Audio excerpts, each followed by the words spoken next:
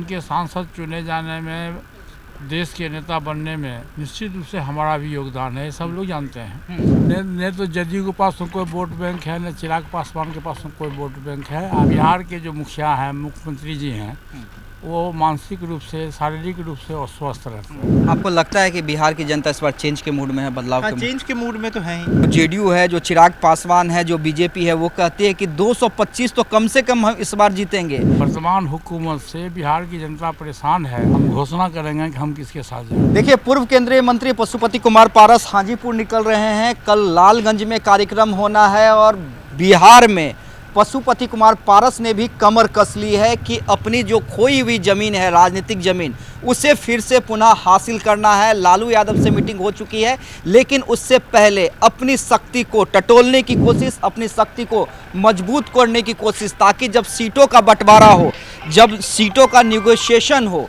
तब उनकी दावेदारी जो है वो पुख्ता हो, मजबूत हो। हम देखिए, हम कोशिश करेंगे पशुपति कुमार पारस जी से बात करने की। खुद पशुपति कुमार पारस जी हमारे साथ हैं। सर, फिर से हाजीपुर की ओर निकल रहे हैं और आपने तो बिहार में अब पूरी तरह से कमर कस ली है। पूरे बिहार की यात्रा, कल लालगंज में भी इतना बड़ा कार्यक्रम करने जा रहे हैं। देखिए, हाजीपुर तो मेरा कर्म भूमि है शुरू से ही। आप तमाम साथियों को पता है कि 77 से स्वर्गीय रामविलास पासवान जी का हाजीपुर क्षेत्र रहा।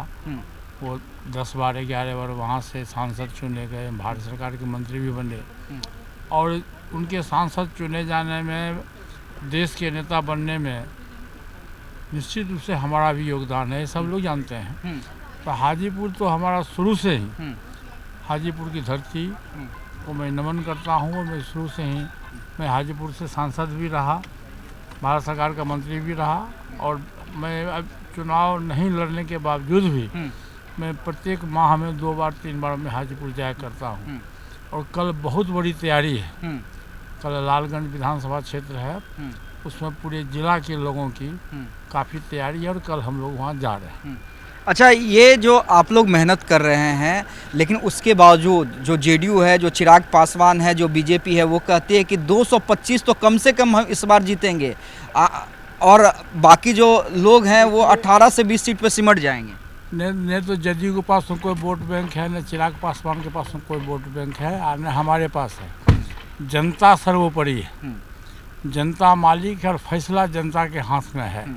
और आप एक बात जान लीजिए कि जैसे आप खाना खाते हैं, तो खाना खाते हैं, चावल दाल सब्जी खाते हैं, कभी इच्छा होती है कि हम थोड़ा रोटी खा लें, कभी इच्छा होती है कि मिठाई खा लें, कभी इच्छा होती है हम दही खा लें। तो 20 वर्ष तक बिहार की जनता परेशान है। वर्तमान हुकूमत से बिहार की जनता परेशान है, और पूरे बिहार के लोग जानते हैं, पूरे देश के लोग जानते हैं कि बिहार के जो मुखिया हैं, मुख्यमंत्री जी हैं, वो मानसिक रूप से, शारीरिक रूप से अस्वस्थ रहते हैं। इसलिए बिहार में बदलाव का लहर है, बदलाव की लहर है। और 14 अप्रैल को हम लोगों ने बाबा साहब भीमराव अम्बेडकर की जयंती के अवसर पर पूरे बिहार से बहुत बड़ी रैली का तैयारी हम लोगों ने किया, हमारी पार्टी ने किया है। और उसी दिन हमारी पार्टी का 15 अप्रैल को नेशनल एग्जीक्यूटिव की बैठक होगी, कार्य समिति की बैठक होगी, और हम लोग जो 243 सीट पर पूरे बिहार में घूम रहे हैं, उसका उस दिन हम लोग घोषणा करेंगे कि हम लोग अकेले लड़ेंगे या किसी गठबंधन के साथ जाएंगे। वो बिहार की जनता को मैं उस दिन बता दूंगा। 15 अप्रैल, यानी जो लास्ट डेट है वो 15 अप्रैल है, और 15 अप्रैल तक पशुपति कुमार पारस चुनावी शंखनाद, चुनावी बिगुल बजा दें। 14 अप्रैल को तो मेरा रैली है, बहुत बड़ी रैली है। बिहार की जनता को उस दिन हम नमन करेंगे, प्रणाम करेंगे, और उसके बाद 15 अप्रैल को हम घोषणा करेंगे कि हम किसके साथ जा रहे हैं। चलिए, 15 अप्रैल को बड़ी घोषणा होगी, 14 अप्रैल को बड़ी रैली, यानी जो घूम रहे हैं पशुपति कुमार पारस पूरे बिहार, पूरे 243 विधानसभा में, उसका जो कंक्लूजन है वो 14 और 15 अप्रैल को। एक सवाल हम यशराज से भी लेंगे, मुस्कान जो बेटे हैं पशुपति कुमार पारस के, कई बार हमने इनसे बात भी की है। कल लालगंज में बड़ा कार्यक्रम होना है, यशराज किस रूप में देखते हैं? और निशांत की बड़ी चर्चा है कि निशांत जो मुख्यमंत्री के बेटे हैं, उन्होंने कहा है, आप लोग कहते हैं कि भाई नीतीश कुमार की अब मेंटल स्थिति वो नहीं रही कि बिहार को संभाल सके, लेकिन निशांत ने बयान दिया है कि नहीं, मेरे पिताजी स्वस्थ हैं, फिर से उनकी सरकार बनाइए, वो जिस तरह से बिहार का विकास कर रहे हैं और भी विकास करते रहेंगे। नहीं, अब निशान जी के तो मेरे ख्याल से राजनीति में तो नहीं है वो, पर माननीय मुख्यमंत्री जी के बारे में, पिताजी के बारे में उन्होंने बोला, उनके पिताजी है तो इस पे ज़्यादा क्या ही बोल सकते हैं। पर जैसे विगत वर्षों में घटनाएं होती रही है तो उससे एक अच्छा इमेज नहीं गया। अब कैसी क्या स्थिति है उसका तो हम कुछ बता नहीं सकते, पर उससे अच्छा मैसेज नहीं गया। कई सारे घटनाएं हुई, कई सारी बयानबाजी हुई, तो जो अच्छा दृश्य नहीं दर्शाती है। खास करके अगर आप एक बड़े प्रदेश के मुख्यमंत्री हो तो अच्छा दृश्य नहीं दर्शाती। तो आपको लगता है कि बिहार की जनता इस बार चेंज के मूड में है, बदलाव हाँ, के मूड? चेंज के मूड में तो है ही, चेंज के मूड में तो है। हम लोग हर जगह जा रहे हैं, हम लोग मेरे ख्याल से मोटा मोटी 12-13 जिला तो अभी कवर कर लिया। ऐसे तो कुछ ना कुछ लगा ही रहता है, बट अभी हम लोग तो एक प्रोग्राम के तहत चल रहे हैं।